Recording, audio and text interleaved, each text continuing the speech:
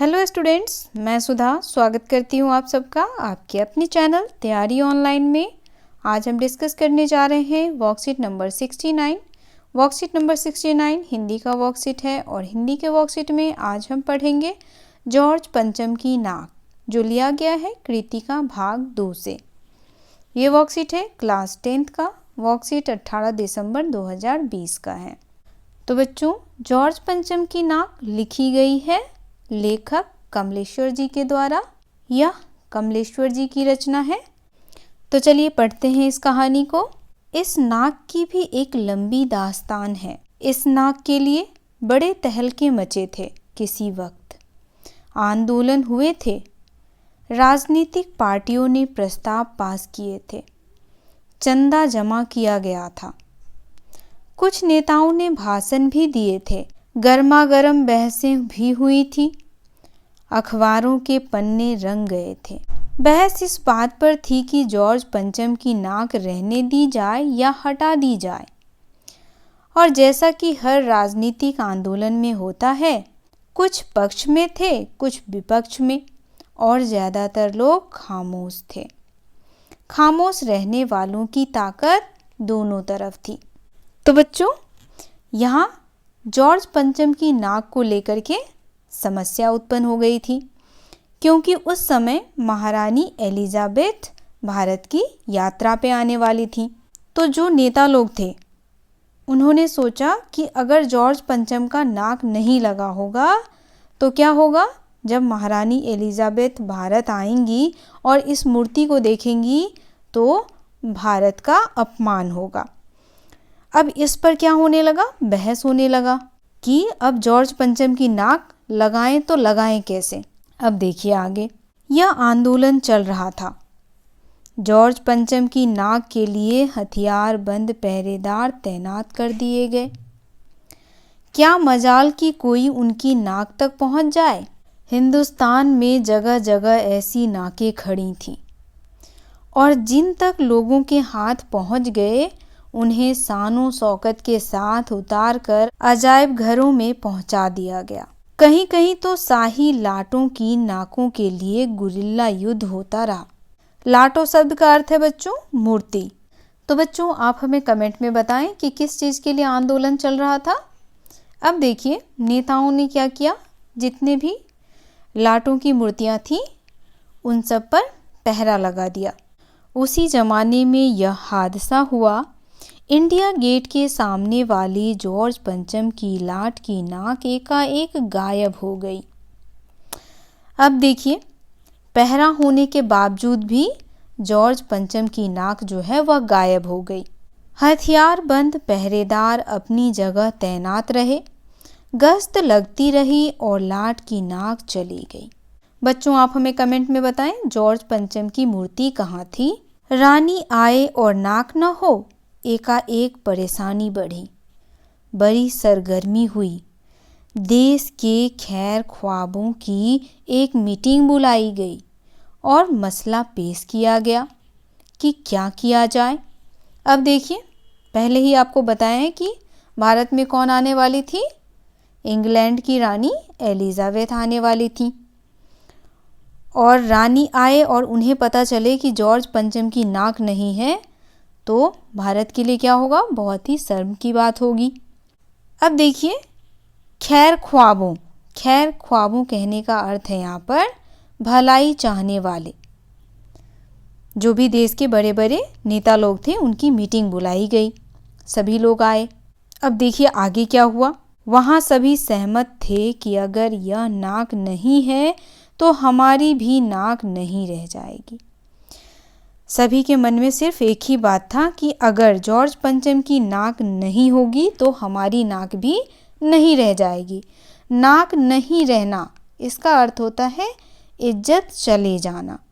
तो यहाँ पर क्या होगा, रानी एलिजाबेथ के सामने उनकी इज्जत चली जाएगी। उच्च स्तर तक मशवरे हुए, दिमाग खरोचे गए और यह तय किया गया कि हर हालत में इस नाक का होना बहुत ज़रूरी है। यह तय होते ही एक मूर्तिकार को हुक्म दिया गया कि वह फौरन दिल्ली में हाजिर हो। अब देखिए नाक लगाएगा कौन? तो नाक लगाएगा मूर्तिकार। तो जो हुक्मगार थे उन्होंने किसको बुलाया? मूर्तिकार को। मूर्तिकार यूं तो कलाकार था, पर जरा पैसे से लाचार था, यानी वह बेचारा गरीब था। आते ही उसने हुक्कामों के चेहरे देखे। अजीब परेशानी थी उन चेहरों पर, कुछ लटके, कुछ उदास और कुछ बदहवास थे। उनकी हालत देखकर लाचार कलाकार की आंखों में आंसू आ गए। तभी एक आवाज़ सुनाई दी, मूर्तिकार, जॉर्ज पंचम की नाक लगानी है। अब देखिए मूर्तिकार को बुलाया गया। मूर्तिकार आया तो क्या देखता है, जो हुक्मगार थे, हुक्मगार कहने का मतलब है जो शासक वर्ग के लोग थे, उनके चेहरे कैसे थे? चेहरे पर उनके परेशानी छाई हुई थी। कुछ के चेहरे लटके हुए थे, कुछ उदास थे और कुछ तो बदहवास थे कि भाई शायद ही लग पाएगा जॉर्ज पंचम की नाक। सभी परेशान थे। अब ये सब देख करके मूर्तिकार जो था उसकी आंखों में आंसू आ गया इन सब की परेशानियों को देख करके। फिर उसे ऑर्डर दिया गया कि तुम्हें क्या करना है? जॉर्ज पंचम की नाक लगानी है। अब देखिए मूर्तिकार ने सुना और जवाब दिया, नाक लग जाएगी, पर मुझे यह मालूम होना चाहिए कि यह लाट कब और कहाँ बनी थी। इस लाट के लिए पत्थर कहाँ से लाया गया था? अब भाई मूर्तिकार ने बोला कि ठीक है, नाक लगानी है, हम नाक लगा देंगे, लेकिन यह मुझे मालूम होना चाहिए कि लाट को कब बनाया गया था और कहाँ बनाया गया था, ताकि मैं उसी पत्थर से जॉर्ज पंचम की नाक को लगा सकूं। सब हुक्कामों ने एक दूसरे की तरफ ताका।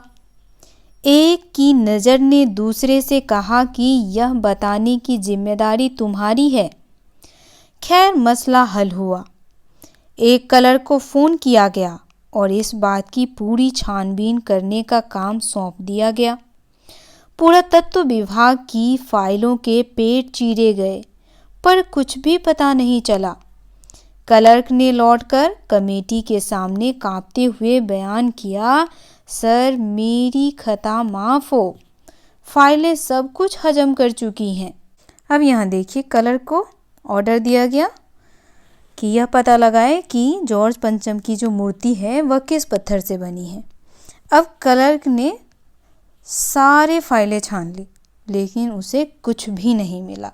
और यह सुन करके हुक्कामों के चेहरे जो थे वो और भी क्या हो गए, और भी उदास। तो आगे की कहानी में अगले वर्कशीट में जानेंगे। चलिए देखते हैं इससे संबंधित प्रश्नों को। पहले यहाँ देखिए शब्दार्थ दिए गए हैं। लाटो, लाटो शब्द का अर्थ है खंभा या मूर्ति। दूसरा हमारा है खैर ख्वाबों, जिसका अर्थ है भलाई चाहने वाले। तीसरा शब्द हमारा है हुक्कामों। हुक्कामों शब्द का अर्थ है शासक वर्ग, जो बड़े बड़े लोग थे, नेता थे, उन्हें कहा जाता है हुक्कामों। उसके बाद ताका, ताकना यानी देखना, यहाँ पे ताका शब्द का अर्थ हो जाएगा देखा।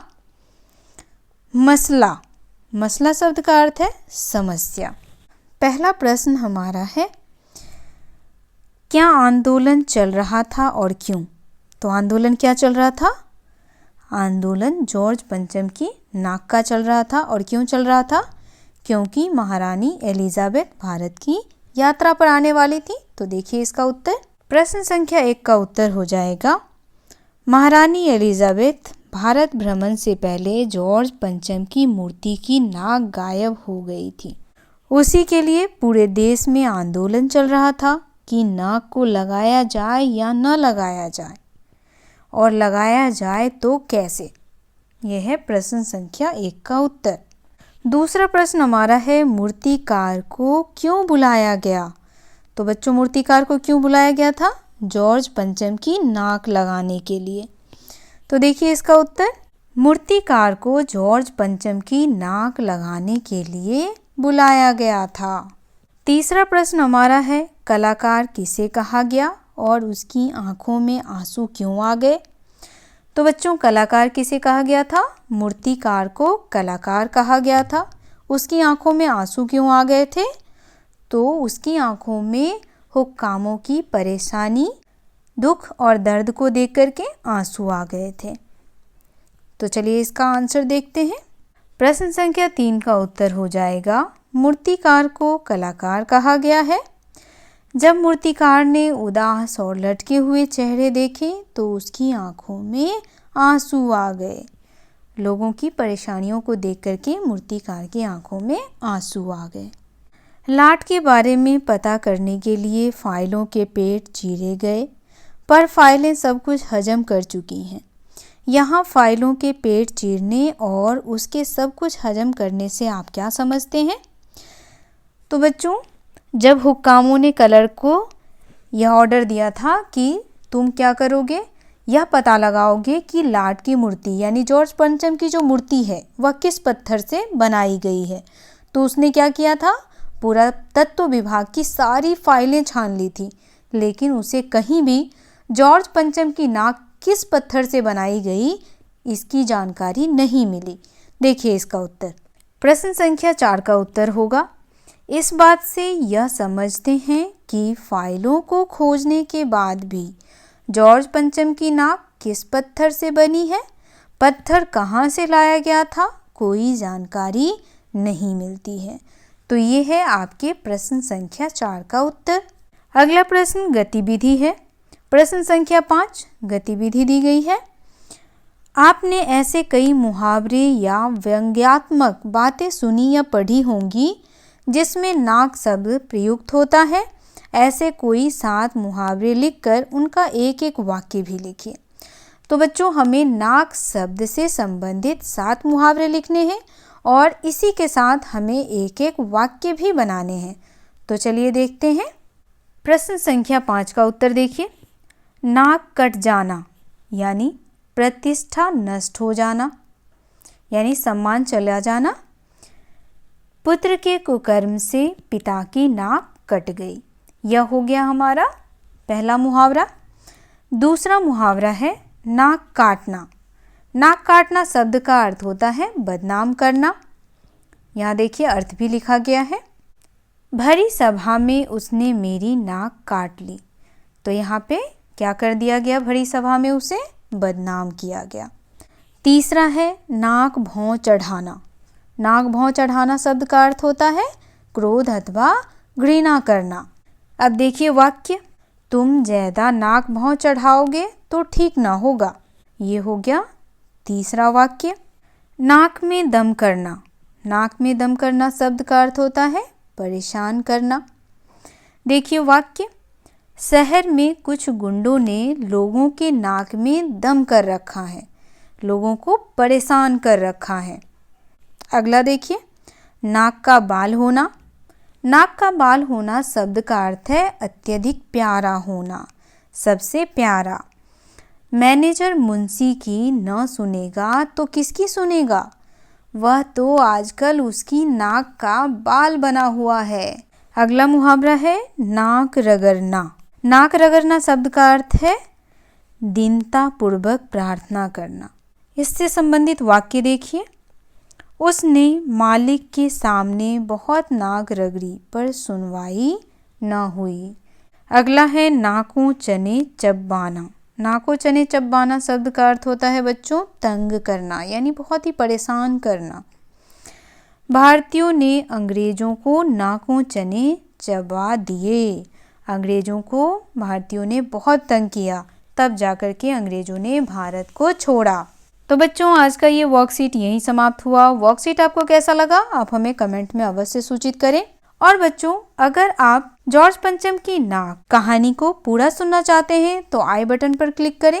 वहां से आप जॉर्ज पंचम की नाक पर बनी हुई वीडियो को देखें, जिससे आपको यह कहानी अच्छे से समझ में आएगी। अगर आप हमारे चैनल पर नए हैं तो चैनल को सब्सक्राइब कर लें, बेल आइकन को दबाएं ताकि सभी नोटिफिकेशन आप तक पहुंचता रहे। वीडियो को लाइक करें और अपने दोस्तों के साथ शेयर करना बिल्कुल ना भूलें। आप हमें इंस्टाग्राम, टेलीग्राम, फेसबुक और ट्विटर पर भी फॉलो कर सकते हैं, लिंक आपको डिस्क्रिप्शन में मिल जाएगा। तो मिलते हैं अगले वर्कशीट में। आप सबका धन्यवाद।